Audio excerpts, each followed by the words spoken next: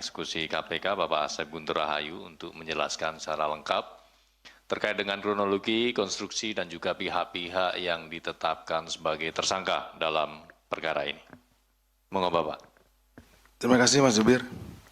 Bismillahirrahmanirrahim. Assalamualaikum warahmatullahi wabarakatuh. Waalaikumsalam. Selamat malam dan salam sejahtera bagi kita sekalian. Yang saya hormati Mas Jubir, yang terhormat Pak Arhan dari Komisi Yudisial, kolega kami, dan rekan-rekan sekalian para jurnalis yang selalu membersamai kami dalam pemberantasan tindak pidana korupsi. Baik, kembali pada malam hari ini kami akan menyampaikan pointers terkait dengan peristiwa tertangkap tangan terduga pelaku tindak pidana korupsi, penerimaan atau janji dalam pengurusan sengketa lahan di Pengadilan Negeri Depok. Adapun konstruksinya adalah sebagai berikut. Pada tahun 2023, PN Depok mengabulkan gugatan PTKD yang merupakan badan usaha di lingkungan Kementerian Keuangan. Jadi ada beberapa badan usaha ya yang dimiliki oleh Kementerian Keuangan, salah satunya adalah PTKD. Dalam sengketa dengan masyarakat, yaitu sengketanya itu lahan seluas 6.500 meter persegi yang berlokasi di Kecamatan Tapos, Kota Depok, Jawa Barat ya. Putusan tersebut juga telah dilakukan banding dan kasasi dengan keputusan menguatkan pada putusan pertama di PN Depok. Jadi sengketa ini kemudian tanah seluas 6.500 itu menjadi haknya PT KD. Jadi di tingkat pertama, kemudian banding dan juga sudah kasasi. Selanjutnya pada Januari 2025, berdasarkan putusan tersebut, PTKD mengajukan permohonan kepada PN Depok untuk melaksanakan pengosongan lahan atau eksekusi, ya, seperti itu. Namun hingga Februari 2025, eksekusi tersebut belum dilaksanakan. PTKD kemudian beberapa kali mengajukan permohonan eksekusi kepada PN Depok karena lahan tersebut akan segera dimanfaatkan oleh PTKD. Seperti rekan-rekan ketahui bahwa jalur itu kan di Tapos itu berdekatan dengan atau masuk di wilayah puncak, sehingga tentu selain memiliki nilai ekonomis, lahan itu dan bisa digunakan untuk membangun, tentunya dimanfaatkan oleh PT KD ya untuk pembangunan atau untuk bisnis. Di sisi lain, pihak masyarakat juga mengajukan upaya peninjauan kembali atau PK atas putusan dimaksud pada Februari 2025. Jadi masih ada upaya hukum luar biasa, yaitu berupa peninjauan kembali yang dilakukan oleh masyarakat. Atas kondisi tersebut, dalam perkembangannya Saudara Eka selaku Ketua Pengadilan Negeri ya atau PN Depok dan Saudara BBG selaku Wakil Ketua PN Depok meminta Saudara YOH selaku jurusita di PN Depok bertindak sebagai satu pintu. Jadi di dalam beberapa percakapan ya antara Ketua PN dan Wakil Ketua PN itu meminta Saudara YOH ini menjadi ujung tombaknya gitu ya, menjadi pintunya. Jadi satu pintu, urusan itu melalui YOH gitu. Maksudnya seperti itu. Yang menjembatani kebutuhan PTKD dengan PN Depok. Jadi kalau PTKD ini ingin berurusan dengan PN Depok, ya pintunya ada di YOH ini gitu ya. Seperti itu. YOH diminta melakukan kesepakatan diam-diam terkait dengan permintaan fee sebesar 1 miliar dari EKA dan BBG kepada pihak PTKD melalui Saudara BER selaku Head Corporate Legal PTKD dalam percepatan penanganan eksekusi tersebut. Nah, di sini kan ada keinginan bersama ya, bertemunya dua keinginan bersama. Satu, PTKD ini menginginkan supaya secepatnya dilakukan eksekusi. Kenapa? Karena lahan seluas 6.500 ya, meter persegi ini akan segera digunakan gitu ya. Akan segera dibangun untuk kepentingan bisnisnya tentunya di satu pihak ya, di pihak PTKD ini. Kemudian di pihak PN, nah tadi secara diam-diam ada kesepakatan di antara jurusitanya, kemudian saudara YOH ini, kemudian Pak WKPN dengan KPN-nya. Ada permintaan di situ. Jadi bertemulah. Nah, tentunya di pertemuan tersebut ada harga yang harus dibayar. Itu ya. Jadi sebesar 1 miliar. Bahwa kemudian YOH dan BR bertemu di sebuah restoran di Depok untuk membahas penetapan waktu pelaksanaan eksekusi pengosongan lahan dan permintaan fee untuk percepatan eksekusi. Nah, disitulah terlihat bahwa yang satu ingin percepatan, yang satu meminta kompensasi atas percepatan dari pelaksanaan eksekusi tersebut. Dari hasil pertemuan tersebut, BR menyampaikan kepada saudara TRI selaku Direktur Utama PTKD adanya permintaan fee yang dimaksud gitu ya. Jadi tentunya untuk mengeluarkan uang sejumlah itu, uang yang besar ya bagi perusahaan, tentu harus sepengetahuan dari direktur utamanya. Namun demikian pihak PTKD melalui BR menyatakan keberatan atas besaran nilai 1 miliar. Jadi ada bargaining sini, tawar-menawar gitu ya. Dalam prosesnya BR dan YOH mencapai kesepakatan besaran fee untuk percepatan eksekusi 850 juta gitu ya. Kenapa hanya 850 juta diturunkan? Karena juga tentu eksekusi itu memerlukan biaya pengamanan dan lain-lain gitu yang harus dikeluarkan. Seperti itu. Selanjutnya BBG menyusun resume pelaksanaan eksekusi real yang menjadi dasar penyusunan putusan eksekusi pengosongan lahan yang ditetapkan Ketua PN Depok pada tanggal 14 Januari 2026. Jadi kalau dilihat dari pengusulannya di Januari 2025, kemudian Februari 2025 belum juga ditetapkan, nah baru ditetapkan ini pada Januari 2026. Artinya ini sudah sampai 1 tahun, seperti itu. Kemudian YOH selanjutnya melaksanakan eksekusi pengosongan lahan di wilayah tersebut. Setelah itu BR memberikan uang 20 juta rupiah kepada YOH. Ini mah khusus untuk YOH ya. Pada Februari 2026, BR kembali bertemu dengan YOH di sebuah arena golf dan menyerahkan uang senilai 850 juta yang bersumber dari pencairan cek dengan underlying pembayaran invoice fiktif PT SKBB Consulting Solisindo atau konsultannya PTKD kepada bank. Seperti yang sudah-sudah ya, yang kemarin juga di KPP Banjarmasin, perusahaan ini tentu punya pembukuan untuk mengeluarkan sejumlah uang, pasti pencatatannya harus pencatatan yang resmi. Gitu ya, tidak mungkin mengeluarkan uang 1 miliar atau 850 juta itu untuk membayar misalkan kesepakatan dengan oknum PN, tidak mungkin. Makanya dibuatlah pembayaran dengan invoice fiktif. Jadi ini sudah menjadi modus operandinya. Ada invoice fiktif untuk pembelian sesuatu padahal tidak dibeli gitu ya, seperti itu. Dan akhirnya itu bisa dipertanggungjawabkan di pembukuan perusahaannya tersebut, ya seperti itu. Dalam proses pertemuan BR dan YOH, tim KPK selanjutnya melakukan peristiwa tertangkap tangan. Jadi pada saat mereka sedang melakukan tindak pidana korupsi berupa penyuapan gitu ya, tim dari kami datang ke situ dan melakukan penangkapan atau tertangkap tangan mereka sedang melakukan tindak pidana korupsi, yaitu pada tanggal 5 Februari 2026 dengan mengamankan 7 orang dari beberapa tempat, ini dari beberapa tempat berbeda gitu ya. Nanti kita punya gambar-gambarnya, itu bisa kita saksikan bersama.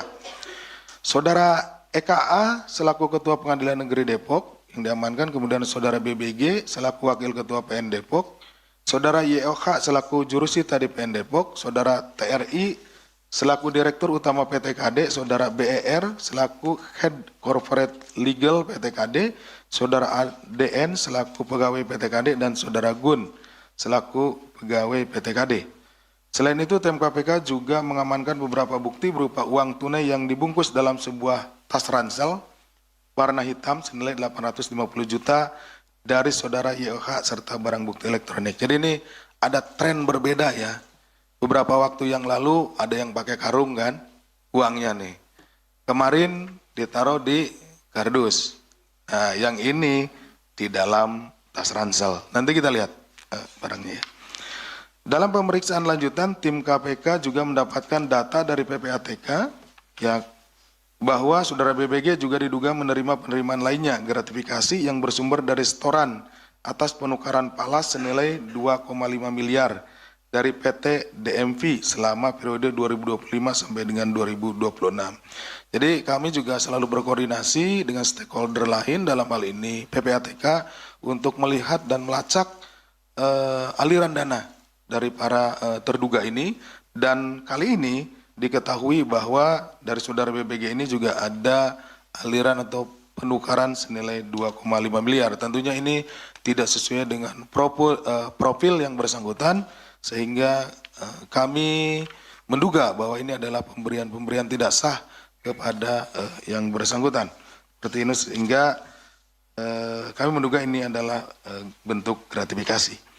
Berdasarkan kecukupan alat bukti dalam dugaan tindak pidana korupsi terkait penerimaan hadiah atau janji dalam pengurusan sengketa lahan di Pengadilan Negeri atau PN Depok, KPK menaikkan tersangka ini ke tahap penyidikan dengan menetapkan 5 orang tersangka sebagai berikut. Jadi setelah melalui pemeriksaan, kemudian dilakukan ekspos pada tingkat kedeputian dan ekspos pada tingkat pimpinan, dengan kecukupan 2 alat bukti dan juga keterangan yang lainnya, maka ditetapkanlah 5 orang, yaitu Saudara Eka selaku Ketua Pengadilan Negeri Depok, Saudara BBG selaku Wakil Ketua PN Depok, kemudian Saudara YOH selaku jurusita di PN Depok, Saudara TRI selaku Direktur Utama PT KD, dan Saudari BER selaku Head Corporate Legal PT KD.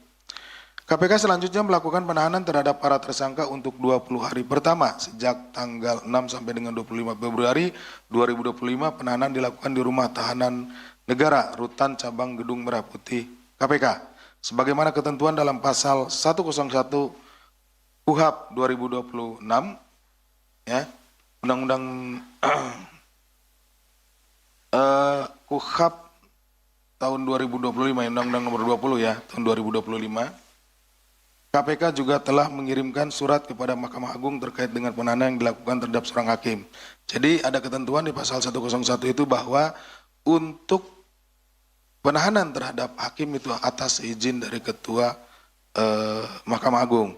Sebagai bentuk ketaatan kami penegak hukum di Komisi Pemberantasan Korupsi, tentunya atas ketentuan di dalam KUHP baru ini, Undang-Undang nomor 20 tahun 2025 ya, ini, maka yang berlaku sejak tanggal 2 Januari 2026, maka tentunya kami juga mengikuti, mengirimkan surat kepada Mahkamah Agung.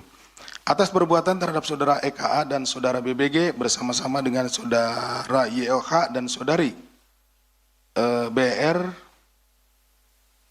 bersama-sama disangkakan telah melanggar pasal 605 huruf A dan atau pasal 606 angka 1 Undang-Undang nomor 1 tahun 2023. Ini sudah menggunakan KUHP baru tentang Kitab Undang-Undang Hukum Pidana Jungto pasal Undang-Undang nomor 31 tahun 99, sebagainya telah diubah dengan Undang-Undang nomor 20 tahun 2001 tentang pemberantasan tindak pidana korupsi. Nah, di sini juga pasal 605 dan 606 ini juga ada penyesuaiannya di Undang-Undang nomor 1 tahun 2026, yaitu di pasal 7 Romawi angka 48 dan angka 49. Seperti itu. Sementara terkait penerimaan lainnya yang dilakukan Saudara BBG disangkakan telah melanggar pasal 12 huruf B atau gratifikasi huruf B besar Undang-Undang Nomor 31 Tahun 99 sebagaimana telah diubah dengan Undang-Undang Nomor 20 Tahun 2001 tentang pemberantasan tindak pidana korupsi. Selain itu kami juga ingin menyampaikan bahwa setiap proses peradilan merupakan bentuk penegakan hukum yang harus didasari prinsip transparansi, akuntabilitas, dan independensi. Prinsip itu juga sudah seharusnya menjadi standar setiap badan usaha milik negara atau BUMN melalui Good Corporate Governance atau GCG, terlebih yang bergerak dalam mendukung sektor penerimaan keuangan negara. Jadi tentunya peradilan ini harus peradilan yang transparan, akuntabel, dan independen. Sementara terjadinya permasalahan ini justru mencederai prinsip-prinsip tersebut, ya, prinsip transparansi, akuntabilitas maupun independensi, seperti itu. Integritas aparat penegak hukum merupakan pondasi kepastian hukum dan kepercayaan publik. Tanpa integritas, prinsip tata kelola yang baik hanya menjadi formalitas. Perjalanan sebuah perkara mulai dari penyelidikan, penyidikan, kemudian dibawa ke persidangan, tentunya benteng terakhirnya adalah ada di persidangan, ada di majelis. Dan ketika terjadinya hal ini, oknum yang melakukan tindak pidana di sini tentunya sangat mencederai integritas dan proses penegakan hukum. Oleh karena itu, penindakan KPK ini merupakan upaya bersama menjaga independensi peradilan sekaligus menutup celah penyimpangan tata kelola yang berpotensi merugikan kepentingan negara dan masyarakat.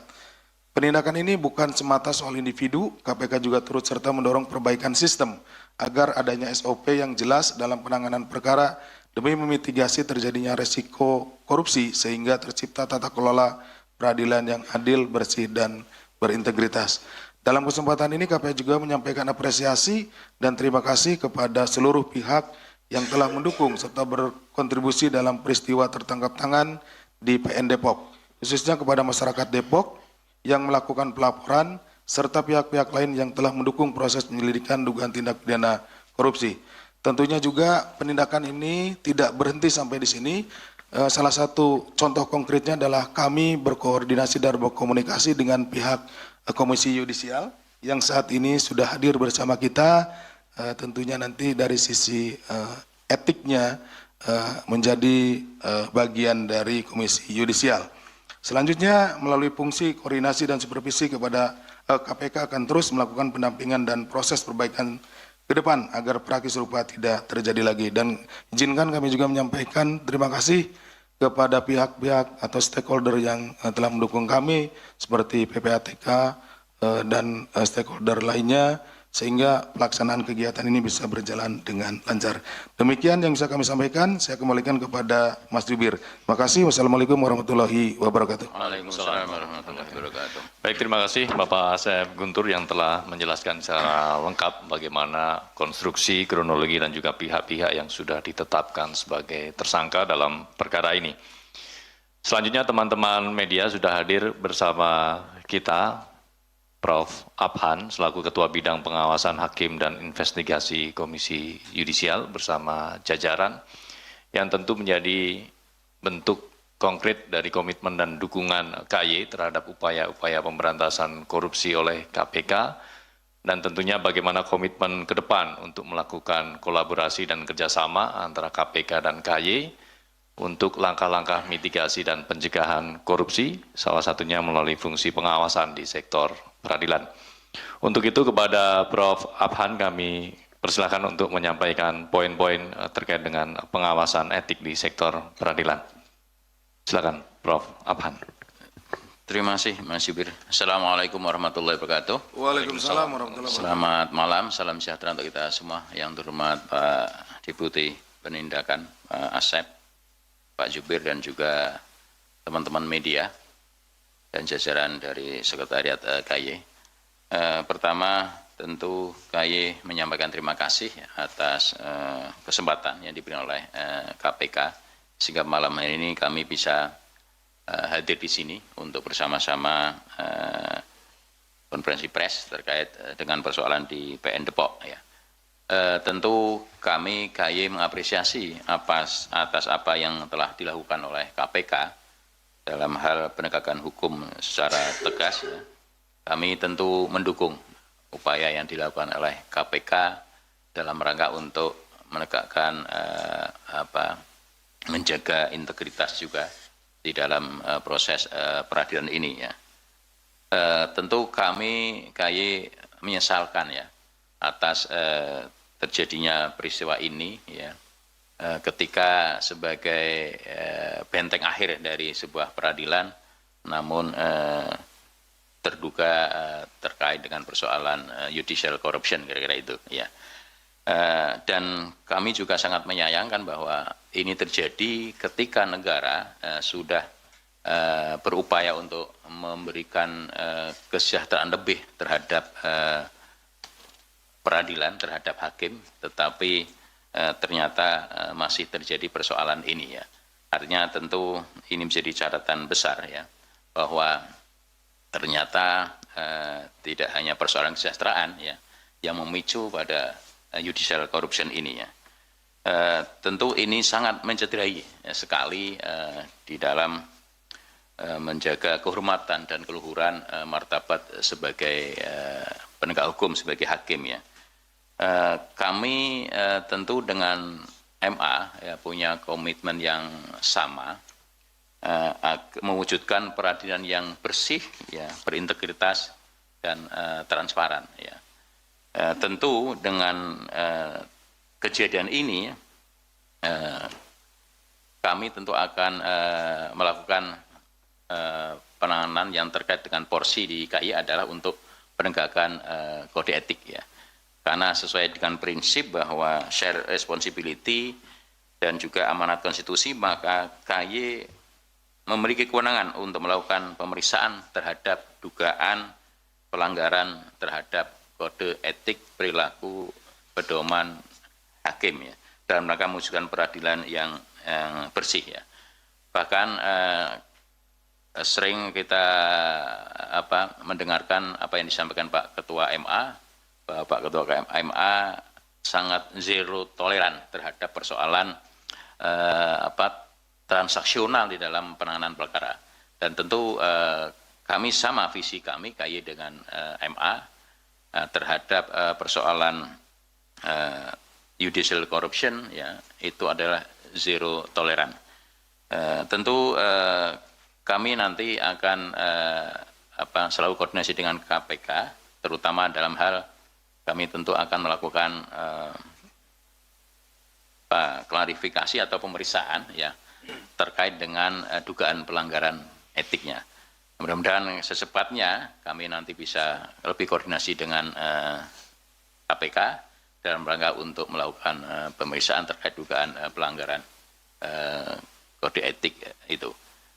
Tentu nanti kami juga akan berkoordinasi dengan Mahkamah Agung ya, terkait dengan sanksi yang tentu harus dijatuhkan oleh Mahkamah Agung bersama KY.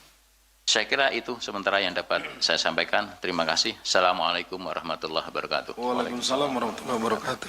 Terima kasih Prof.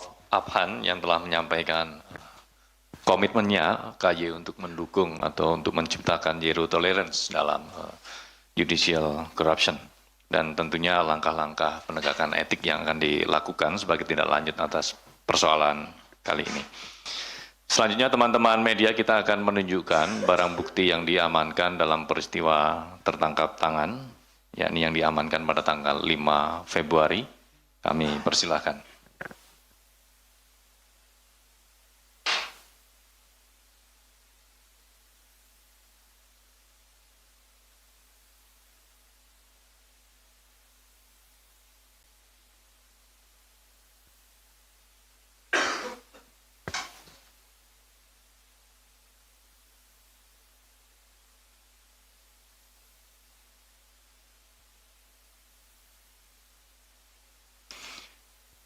Barang bukti ini senilai 850 juta rupiah yang diamankan saat BER bertemu dengan YOA di salah satu arena golf dalam penyerahan uang yang dicairkan dari pencairan fiktif PT SKBB Consulting Solusindo di salah satu bank di wilayah Depok atau Cibinong.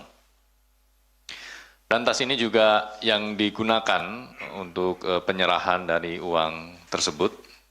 Jadi kalau teman-teman mencermati, di beberapa perkara sebelumnya kemarin ada yang dibungkus karung, ada yang dibungkus kertas, dan kali ini dibungkus dengan tas ransel.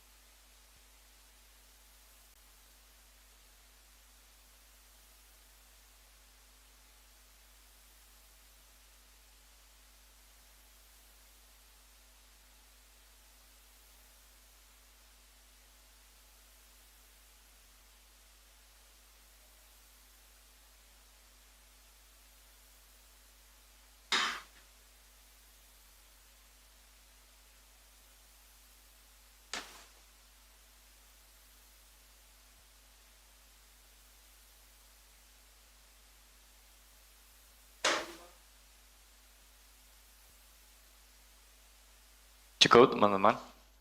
Baik, terima kasih.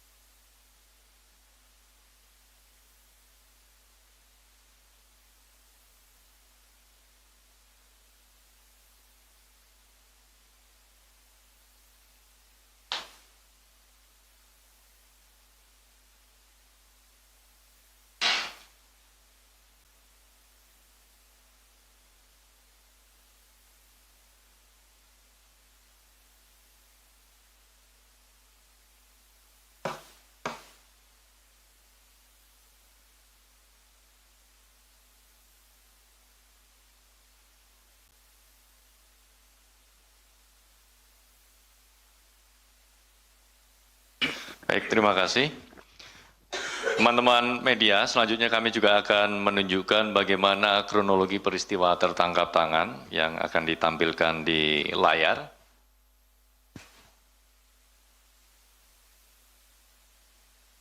Ya, silakan. Pak Jubir. Baik, jadi teman-teman bisa melihat kronologinya. Jadi tim mendapatkan informasi adanya dugaan penyerahan uang. Awalnya diduga penyerahan akan dilakukan sekitar pukul 4 subuh. Gitu ya. Jadi tim sudah bersiap sejak dini hari, namun kemudian ditunggu sampai pagi, belum juga dilakukan penyerahan, dan pada siang hari sekitar pukul 13.39, tim juga memantau pergerakan saudara ALF yang merupakan staf keuangan dari PT KD, mengambil uang senilai 850 juta sesuai dengan kesepakatan dari pihak PT KD dengan pihak PT PN ya, yang itu sudah dinego dari semula harga atau senilai 1 miliar rupiah. Di mana nilai 850 juta itu pencairan dari underlying fiktif ya di salah satu bank di wilayah Cibinong.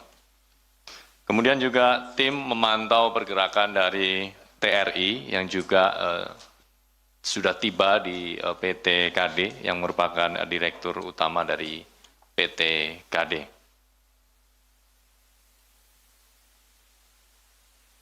Berikutnya tim terus memantau pergerakan beberapa pihak baik di PT KD dan juga di PN Depok, di mana pada pukul 14.36 saudara GUN juga sudah bersiap untuk melakukan rencana pertemuan nantinya dengan pihak PT PN, dan juga saudara AND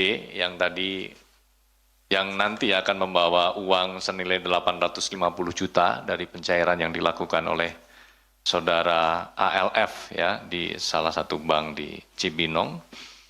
Kemudian di mobil satunya ada saudara BER dan GUN ya dari PTKD yang juga bersiap. Jadi nanti akan ada 2 mobil dari pihak PTKD dan 1 mobil yang terpantau mulai keluar dari kantor PN Depok. Ya, jadi nanti ada 3 mobil, kemudian dipantau oleh tim dan ketiga mobil tersebut terpantau berada di lokasi yang sama, yaitu di Emerald Golf Tapos. Belum pindah, slide-nya belum pindah. Nah, ini.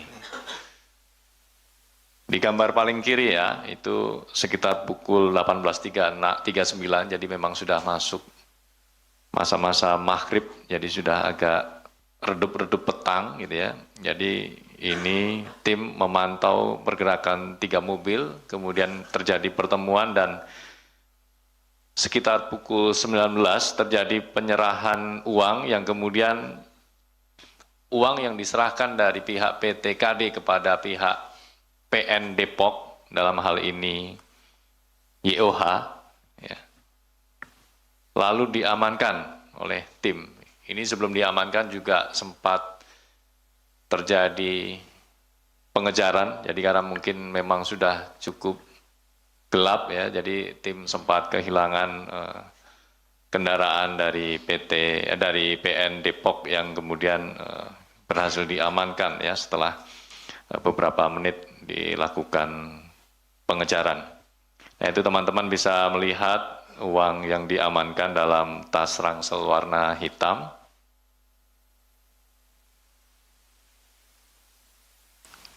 Tim kemudian bergerak juga ke PN Depok untuk mengamankan Wakil Ketua, Saudara BBG, dan berlanjut pada pukul 19.18 tim juga mengamankan Saudara AND, GUN, dan BER yang ketiganya ada di kantor PT KD.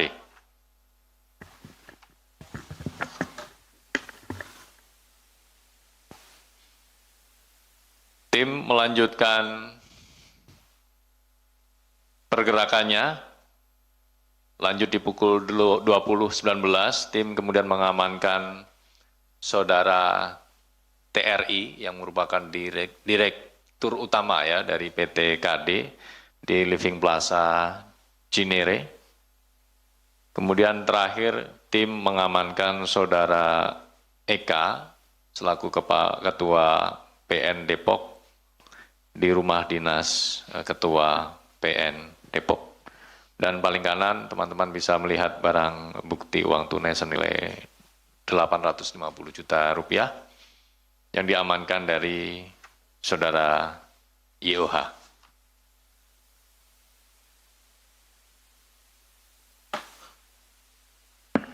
Demikian teman-teman terkait dengan kronologi peristiwa tertangkap tangan terkait dengan pengurusan perkara di PN Depok. Selanjutnya kita akan buka sesi tanya jawab khusus perkara ini. Sesi 1 kami persilakan 3 penanya, Mbak Satya, Mas Mario, Mas Yudi. Silakan Mbak Satya. Ya, selamat malam Pak Asep, Pak Abhan, Mas Budi.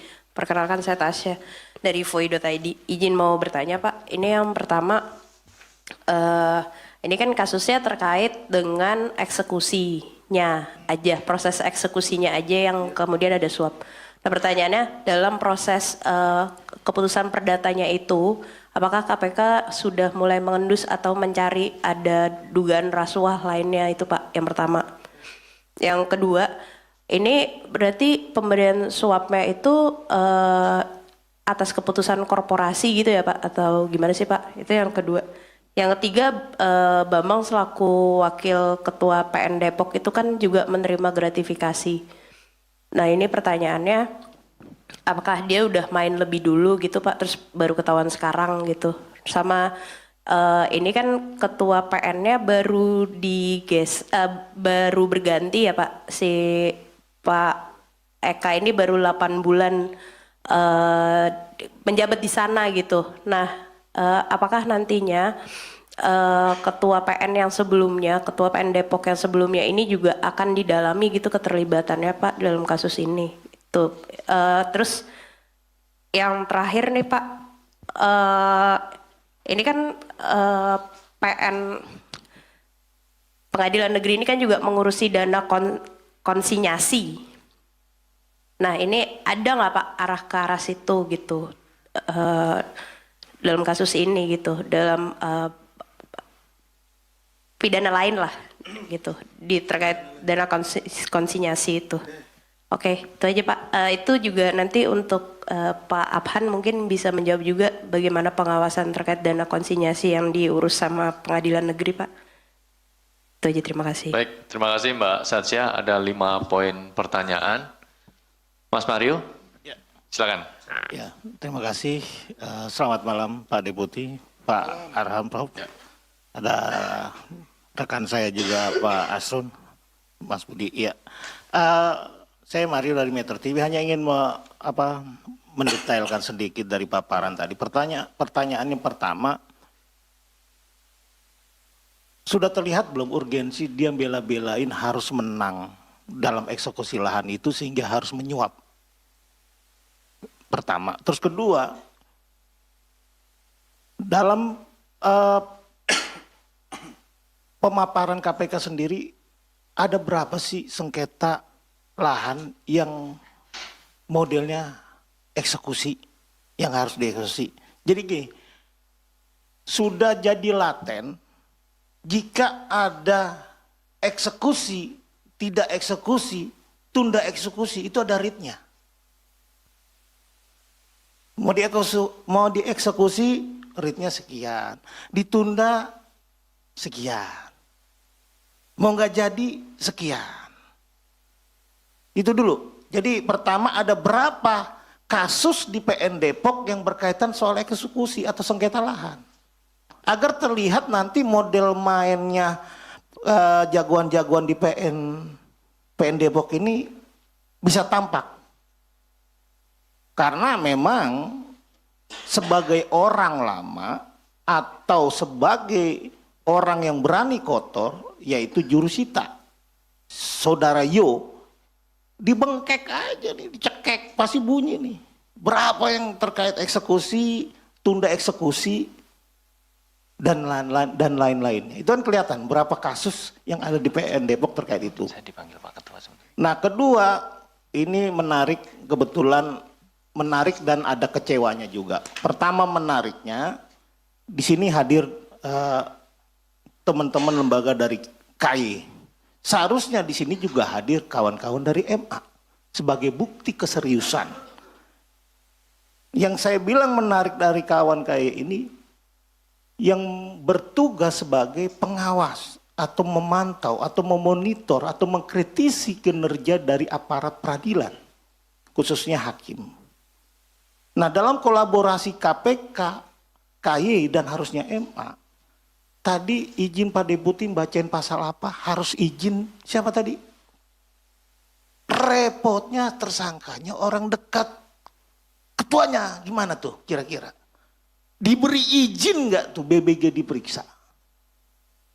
Karena udah jadi rahasia umum kawan ini orang lama yang berkawan dengan ketua.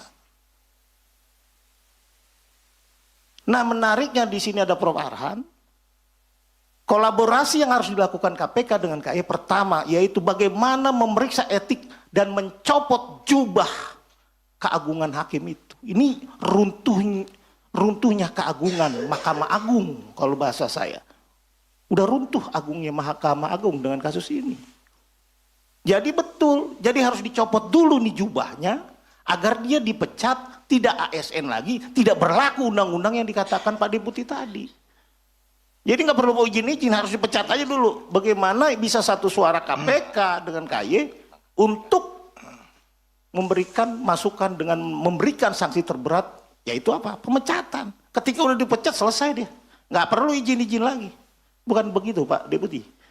agar lebih cepat memproses hakim-hakim nakal ini. Nah, seharusnya ya bagaimana menurut saya bahwa ini kan ada tindakan luar biasa yang namanya PK. Sudah menjadi rahasia umum ada 12.000 sekian PK di MA. Itu ada readnya tuh Pak. Dan itu 12.000 kasus abadi dari sejak pemerintahan Presiden Soeharto. Ganti ketua, oh setoran dicolek, ini PK gue senggol, naik lagi nih, oh iya setoran. Tapi sampai detik ini tidak ada berani APH lain untuk menyentuh yang dikatakan dulu 12.000 kasus abadi berkaitan dengan PK. Ada ini Jaya Lantorogung, ada Ais. Nah ini menjadi momentum kira-kira tes nyali dah nih. Kira-kira berani nggak untuk menyentuh hal-hal yang lebih goib, untuk meruntuhkan keagungan yang sama-sama yang dari dulu dibilang Mahkamah Agung. Berapa kali runtuh, hakim ketangkep mulu kok. Nah yang tadi yang saya bilang menarik dan cukup apresiasi ya kehadiran kawan-kawan KY. Yang saya sesalkan tidak ada orang MA. Sebelumnya tuh ketangkep hakim siapa tuh Syafruddin tuh datang tuh orang MA. Mungkin karena di sini dibully sama teman-teman wartawan sini nggak ada yang datang sekarang nih. Ngeri kali pun. Ya pertanyaan saya cuman itu Pak Deputi, berapa soal kasus eksekusi yang ada atau sengketa lahan yang ada di Depok. Kemudian dan saya yakini bahwa BBG ini bukan kali ini aja beliau bermanuver, bermain-main dengan kasus-kasus seperti ini. Terima kasih. Baik, terima kasih Mas Mario. Banyak poin penting tadi yang disampaikan dalam beberapa pertanyaannya. Kita beralih ke penanya ketiga, Mas Yudi. Silakan. Assalamualaikum, selamat malam Pak Asep, Pak Malam Mas Yudi. Mas Budi. Saya Yudi Wahyudin dari Rakyat Merdeka. Ada beberapa pertanyaan terkait dari pointers tadi kan disebutkan kalau jurusita YOH itu diminta melakukan kesepakatan diam-diam. Nah, yang memintanya ini wakil atau ketuanya atau keduanya. Nah, terkait pasal gratifikasinya Pak, yang Pak Wakil BBG itu kan cuma tempusnya 2025 sampai 2026 aja nih. Berarti kan cuma yang di PN Depok ya, penukaran falas 2,5 M Ya. dari PT DMV. DMV ini kaitannya punya perkara apa di PN Depok yang diakomodir sama BBG? Ya. Sama kenapa ketuanya nggak kena pasal 12B besar ya Pak? Apa sebelumnya nggak pernah menerima duit? Dan terkait percepatan, ini kan suapnya percepatan eksekusi hanya dari Ketua EK saja, atau ada dari zaman ketua sebelumnya juga ada upaya dari PT KD ini? Itu aja. Terima kasih. Baik, terima kasih Mas Yudi. Ada 4 poin, ini semua pertanyaannya menarik-menarik. Tadi Mbak Satsya ada 5 hal yang ditanyakan. Pak Asep, berkenan merespon pertama? Iya boleh. Monggo Bapak. Minum dulu ya. Udah habis suaranya.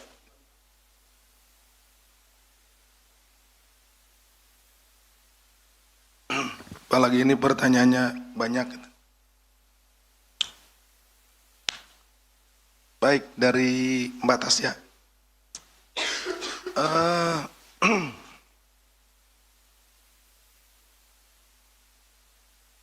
Ini terkait dengan penanganan perkaranya ya, prosesnya. Jadi maksudnya begini, pertanyaan Mbak Tasya itu kan suapnya aja, eksekusinya aja kan di ujung gitu ya. Nah ini prosesnya sampai eksekusi itu apakah ada suap nggak gitu kan? Ini di tingkat pertama, kemudian banding, kasasi, maksudnya gitu kan? Ya, itu sedang kita dalami, Mbak. Jadi sementara yang kita temukan itu adalah dalam proses eksekusinya. Tapi tentunya dalam nanti penyidikan kita akan melihat perjalanan ini, gitu kan? Tentunya kan dua belah pihak nih, pihak perusahaan dengan masyarakat. Nah, tentu perusahaan ingin memenangkan atau lahan itu yang 6.500 itu dimenangkan oleh perusahaan gitu kan. Apa upayanya? Nah itu yang sama-sama kita nanti tunggu ya Mbak ya. Kemudian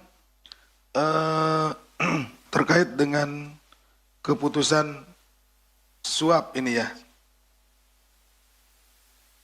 apakah ini keputusan korporasi gitu atau bukan. Jadi tentunya dalam sebuah perusahaan tadi yang walaupun yang mengeluarkan nanti adalah bagian keuangannya, tadi kan ada bagian legalnya juga kan yang berhubungan dengan PN, tapi tentunya keluarnya uang di perusahaan itu pasti harus seizin atau sepengetahuan dari top manajernya gitu ya, seperti itu.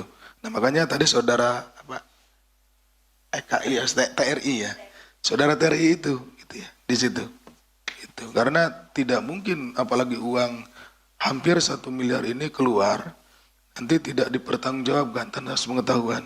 Jadi tentunya kita sedang mendalami itu. Sejauh ini yang kita ketahui, yang kita peroleh itu ada gitu ya.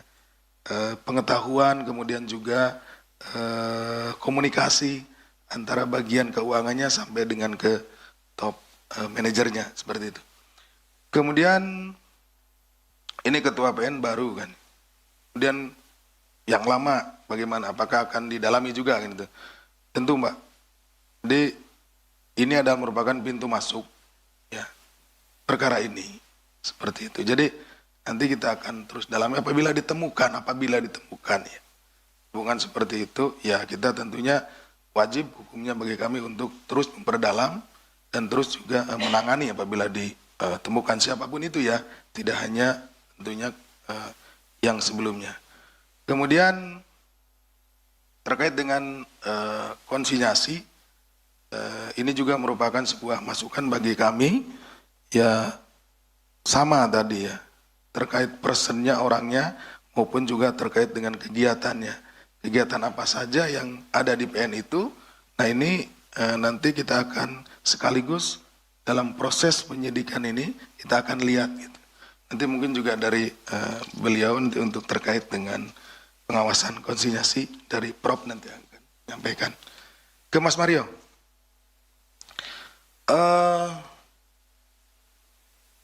Hampir mirip dengan tadi yang disampaikan oleh Mbak Tasya terkait dengan urgensinya gitu ya untuk menang di keperdataan ini, dan tentu ada pengurusan gitu ya, klaim mengklaim gitu ya seperti itu untuk tadi masalah kepemilikan tanah gitu ya. Maksudnya begitu kan Mas Brio? Ya, betul. Iya, jadi begini. Tadi saya juga sudah sampaikan bahwa tanah itu lokasinya kan di Tapos, ya. Daerah Tapos, Depok, berdekatan dengan wilayah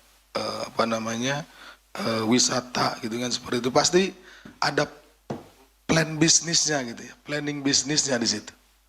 Tidak mungkinlah sebuah perusahaan urgensinya apa gitu, menginginkan tanah seperti itu. Apalagi kan tadi ada lapangan golfnya, ada yang lainnya, kemudian dari sisi perumahannya. Jadi ada planning bisnisnya di situ. Karena ini kan ingin cepat. Jadi perusahaan itu ingin cepat supaya tanah itu segera dieksekusi, segera kepemilikannya secara hukum ada pada perusahaan itu, sehingga tanah itu bisa segera diolah gitu ya. Misalkan dibuat taman wisata dan lain-lain yang tentunya bisa menjadi income atau penghasilan bagi perusahaan tersebut. Kemudian ada beberapa sengketa lahan model tersebut, ya ini juga nanti akan didalami. Ini baru masuk di sana. Saya yakin juga tidak hanya ini gitu ya, karena biasanya di daerah wisata apalagi di daerah puncak itu terkait dengan sengketa lahan itu sangat banyak. Bahkan sering juga terjadi itu beberapa perebutan gitu ya, karena ada sertifikat ganda lah dan lain-lain seperti itu. Nah ini banyak sekali. Jadi kami juga akan masuk ke area tersebut nantinya seperti itu ya Mas Mario. Kemudian ini juga terkait dengan masalah eksekusi di PN Depok. Nah nanti sekaligus kita akan masuk ke sana. Dari KY sudah. Nah ini, Mas Mario mempertanyakan terkait harus izin ya. Ada izin dari Ketua MA pada saat penahanan terhadap hakim khususnya. Kita harus harus menjaga memang marwah peradilan itu. Karena hakim itu adalah wakil Tuhan di bumi gitu ya. Seperti itu. Jadi tentunya sangat wajar ketika undang-undang memberikan perlindungan supaya hakim ini tidak mudah untuk dikriminalisasi gitu ya, seperti itu ya, pada saat melaksanakan tugasnya tentunya. Tetapi kembali lagi apabila ada oknum seperti ini ya, gitu ya. Ini saat ini tadi baru saja Pak Ketua juga menyampaikan kepada kami bahwa Bapak Ketua MA sangat mendukung ya proses yang KPK ini lakukan. Jadi proses izin itu sangat mudah ketika memang benar-benar sudah bisa dijelaskan kepada Bapak Ketua MA tadi Pak Ketua KPK terkait dengan kecukupan alat bukti yang bersangkutan ya, 2 alat bukti gitu ya, dan yang lainnya tentang peran-perannya sehingga perlu KPK ini melakukan penahanan gitu ya atas kecukupan alat bukti itu. Jadi nggak susah gitu ya. Nah tadi di awal saya jelaskan bahwa undang-undang atau peraturan itu untuk melindungi ya, melindungi benteng-benteng kita ini, benteng terakhir peradilan ini ya, yang mulia hakim ini seperti itu. Nah, dari mungkin ada orang-orang yang ingin kriminalisasi dan lain-lain ya menggunakan kesempatan seperti itu. Tapi balik lagi ketika ada oknum tentunya juga Bapak Ketua MA sangat mendukung. Buktinya apa? Buktinya malam ini.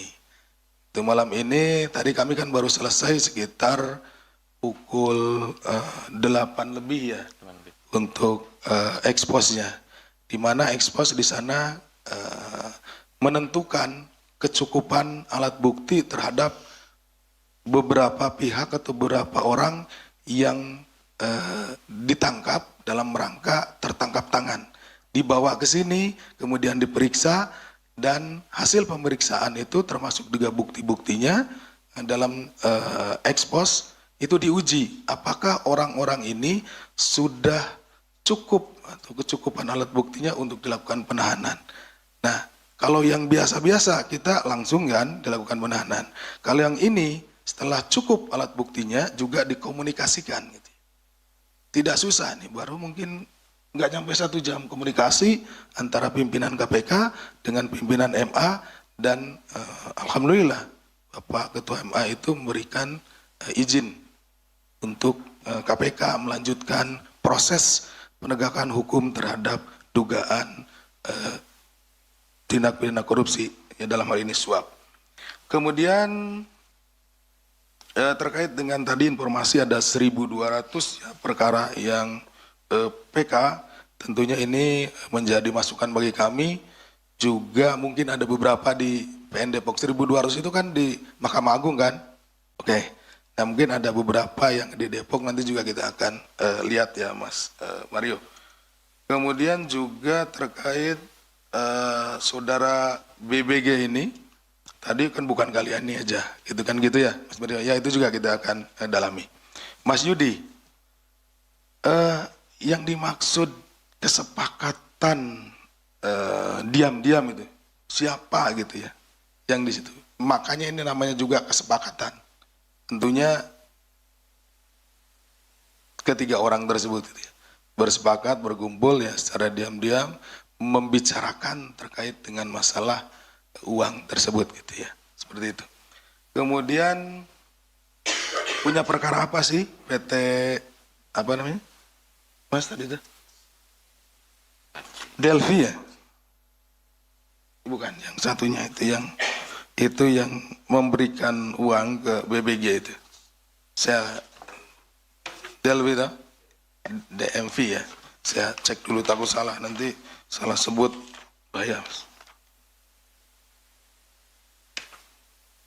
Ya, ini dia nih. DMP, periode 2025-2026. Pertanyaannya punya perkara apa, kemudian kenapa hanya sampai 2025-2026 gitu ya. Jadi ini seperti disampaikan tadi, ini adalah hasil kolaborasi kami dengan PPATK. Informasi ini kami peroleh dari PPATK, nah kami tindak lanjuti. Ada transaksi mencurigakan di mana ada penukaran falas yang kalau dikonversikan itu senilai 2,5 miliar. Sedangkan kita kan lihat profilnya ya. Ada juga kita di sini itu Direktorat LHKPN. Kita lihat profil yang bersangkutan sebagai apa, berapa pendapatan yang sahnya gitu ya, dan lain-lain, dan berapa yang dilaporkan di LHKPN itu menjadi dasar. Kemudian dikombinasikan dengan informasi yang kita terima dari PPATK, sehingga transaksi ini sangat mencurigakan dan diduga gitu ya, diduga setelah diselusuri beberapa, ini ada kaitannya dengan PT DMP tersebut. Kira-kira gitu ya, Mas Yudi. Ya, nanti kita ini ya, kita sampaikan berikutnya. Ya. Beliau. Baik, Pak Abhan, soal konsinyasi. Terima kasih rekan-rekan media. Kami menyampaikan terima kasih atas apresiasi dan rekan media terhadap KY. Ya. Terkait dengan konsinyasi, dana konsinyasi, tentu bahwa concern kewenangan KY ada pada persoalan pelanggaran kode etik dan pedoman perilaku dari hakim itu sendiri. Artinya nanti kami akan melakukan pendalaman terhadap persoalan ini. Kalau toh nantinya dalam pendalaman kami memang ada hal-hal lain, ya ada person atau oknum hakim lain yang terlibat, tentu kami akan melakukan lebih lanjut terhadap dugaan pelanggaran kode etiknya, gitu ya. Dan konsinyasi juga nanti kami akan melakukan kalau tadi misalnya ada setelah ini ada laporan masyarakat terkait dengan soal hakim dari di PN Depok, ya tentu kami akan mendalami dugaan-dugaan dari pelanggaran kode etiknya itu. Yang kedua terkait dengan soal sanksi, ya, pemecatan dan sebagainya. Jadi bahwa mekanisme di dalam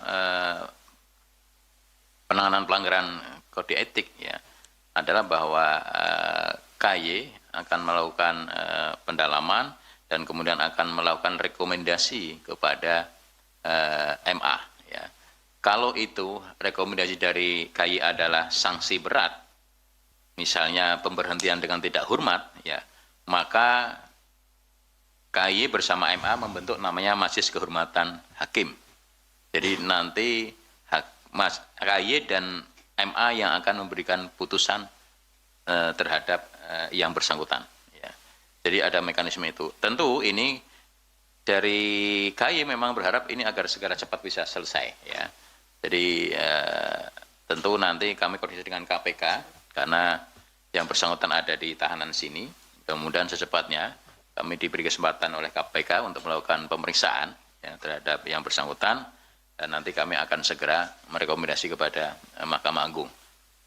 Kalau nanti rekomendasi adalah sanksi berat, maka akan segera koordinasi untuk dibentuk Mahkamah Kehormatan Hakim. Demikian, terima kasih. Baik, terima kasih Pak Abhan. Sepertinya pertanyaan dari Mbak Satsya, Mas Mario, Mas Yudi sudah mewakili seluruh pertanyaan dari teman-teman.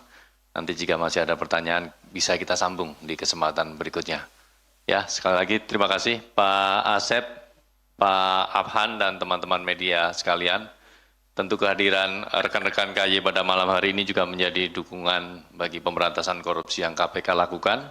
Tidak hanya KY tentunya, tapi juga MA yang telah memberikan izin dalam penangkapan maupun penahanan kepada seorang hakim.